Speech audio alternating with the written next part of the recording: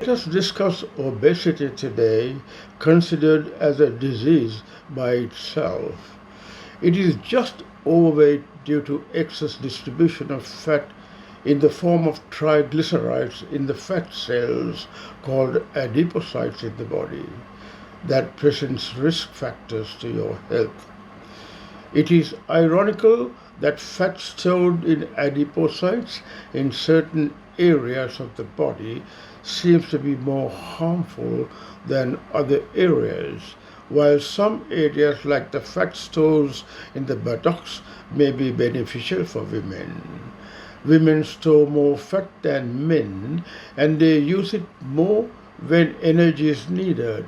Women seem to release 40% more fatty acids from stored fat into their bloodstream than men to serve body's energy needs. Women also burn more fat than men during prolonged exercise. It appears that women's bodies are designed to reach for fat more quickly during exercise, while men burn more carbohydrates and proteins. In studies, when men were given estrogen, the opposite occurred. They decreased their carbohydrate and protein metabolism during exercise and increased their use of fat like women. Hormone estrogen seems to influence the shape of women due to the different fat distribution than men. As women might expect, estrogen causes the preferential distribution of fat to the thighs and buttocks, causing the bottom-heavy pear shape that is the fate of many females, whereas testosterone sends it to the belly, bestowing the typically male round apple gut.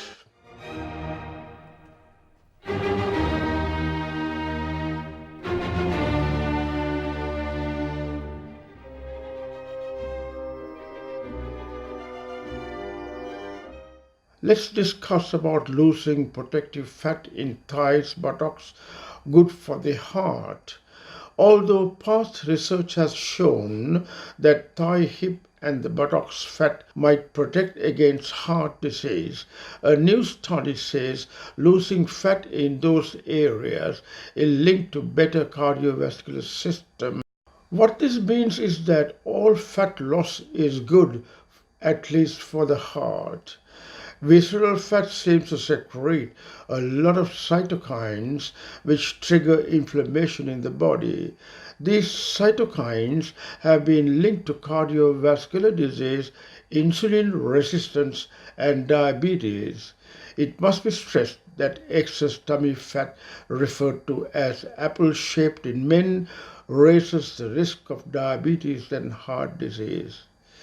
There's another school of thought that carrying extra weight on your hips, buttocks, and thighs is good for your health, protecting against heart and metabolic syndromes in women. UK experts have said, according to the 1 Minute World News from BBC on Tuesday, 12th January 2010. According to this report, hip fat mops up harmful fatty acids and contains an inflammatory agent that stops arteries clogging, they say. To hear. Otherwise, your folks can use so. Obese men and women are more prone to high blood pressure. This could be understood because the heart needs to pump blood harder to supply extra fatty areas in your body. By reducing your weight through dieting and exercise, and taking weight off gives a calmer ejection of blood from your heart.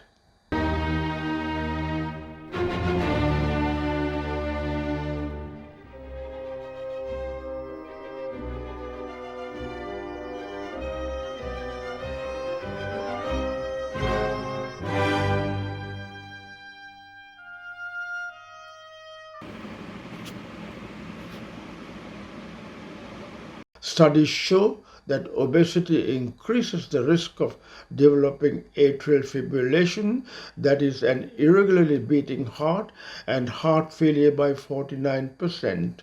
Based on a survey, 15.4 million Americans overweight people about 20 years of age had coronary heart disease. Obesity affects the heart's function and structure as well as the blood vessels' inner lining. The risk factors are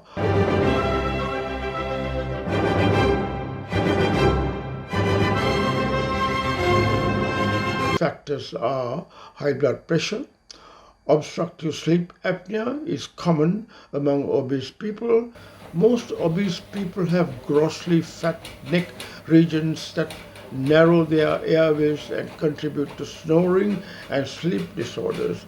Weight reduction among them lowers the risk of sleep apnea and leaves them less tired during the day.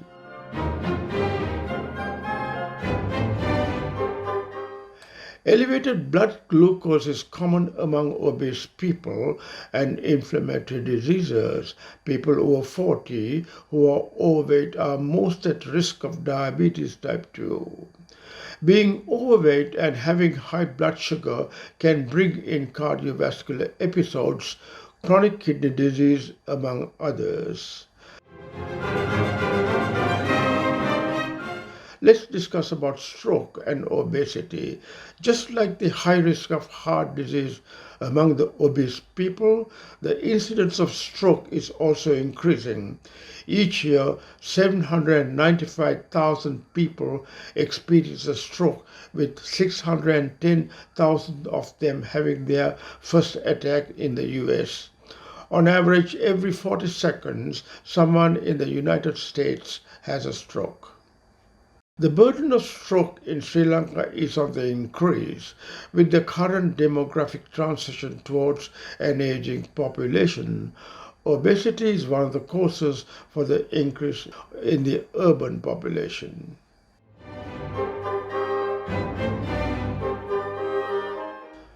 Let's discuss about metabolic syndrome and obesity. This is a combination of conditions, and increased waistline is one of them in metabolic syndrome. Strictly going on a low-carb, low-calorie diet could reverse the condition. Now let's discuss about the link between obesity and cancer. There's a link between obesity and certain cancers such as breast cancer, colorectal cancer, and the cancers of the kidneys, pancreas, and thyroid. People who are not obese also contract these cancers, but the risk is much higher among the obese people. Osteoarthritis is also linked to obesity. Obese people tend to get osteoarthritis of weight-bearing joints like the hips and the knees. In this situation, the tissues that cushions your bones, called cartilage, seem to wear and tear much faster than those of slim people.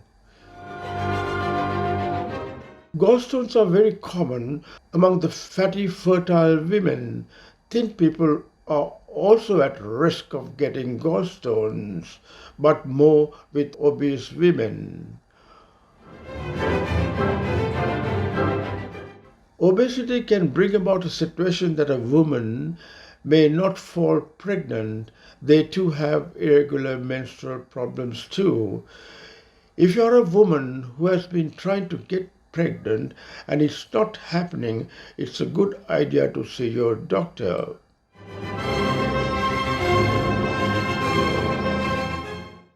Probiotics could help obesity issues.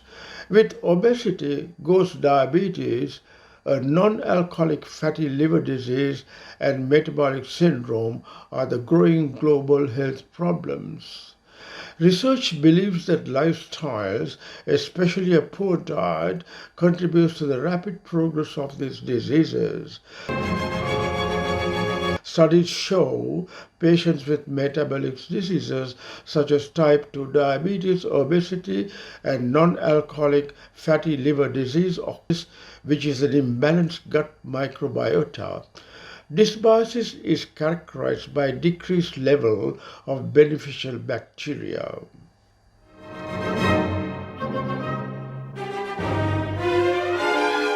Your microbe may change as you gain and lose weight. Some studies have found that overweight people tend to have more of the types of microbes that house energy from food and help the body store fat. This can set the stage for weight gain, and it may be related to eating too much of fat, sugar, carbs, and little fiber. Probiotics may play an important part to reduce health problems. The bottom line is, if you're thin, stay slim for the rest of your life with strict dietetic discipline, daily exercise, and so on. If you get obese due to change of lifestyle, it takes more perseverance to get back to your normal status quo. I hope you enjoyed watching this video, and please, if you're on the obese side, take all the precautions and try and get slim. Thank you very much for watching this video. Thank you. Rise up, my Sri Lanka. We shall overcome, we are one. Rise up, my Sri Lanka.